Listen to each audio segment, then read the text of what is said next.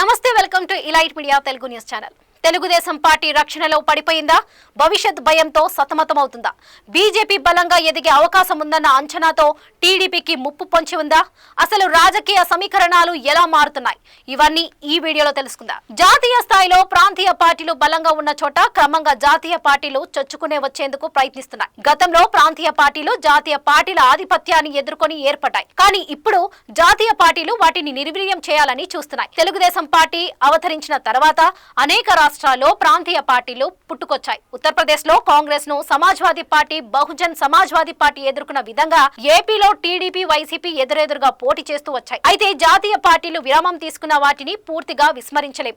తమిళనాడులో కాంగ్రెస్ డిఎంకే ఆధీనంలో ఉండగా బీజేపీ అన్నా డిఎంకే మద్దతుతో కొనసాగింది. కానీ మహారాష్ట్రలో బీజేపీ వ్యూహం పూర్తిగా భిన్నంగా ఉండింది. ఎన్సీపీ, శివసేన మధ్య రాజకీయ సమీకరణాలను ఉపయోగించుకొని రెండింటికి షాక్ ఇచ్చే విధంగా బీజేపీ తన బలాన్ని పెంచుకుంది. ఇప్పుడు అదే వ్యూహాన్ని ఆంధ్రప్రదేశ్ లో ప్రయోగించాలని చూస్తుంది.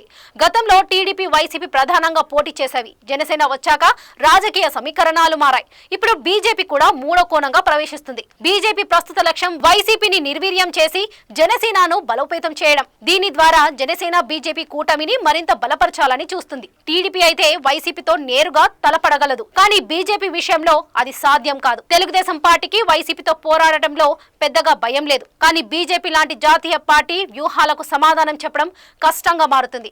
చంద్రబాబుకు బాగా తెలుసు బీజేపీ అధికారం కోసం ఎంతవరకైనా వెళ్తుందని. అందుకే టీడీపీ వ్యూహంలో మార్పులు కనిపిస్తున్నాయి. వైసీపీని నిర్వీర్యం చేయాలన్న ఆలోచన నుంచి వైసీపీని కంట్రోల్లో ఉంచడం, కానీ పూర్తిగా క్షీణించనివ్వకూడదనే వ్యూహం అవలంబిస్తుంది. ఎందుకంటే వైసీపీ ప్లేస్ లోకి బీజేపీ వస్తే టీడీపీకి పెద్ద ఇబ్బంది ఎదురవచ్చు. ఈ రాజకీయ మార్పులు ఏపీలో కొత్త మలుపులు తిప్పే అవకాశం ఉంది. మొత్తానికి 2024 ఎన్నికల కంటే ముందే ఏపీ రాజకీయ సమీకరణాల్లో ఉత్కంఠ నెలకొంది. చూడాలి మరి చివరికి గెలుపు ఎవరిదో.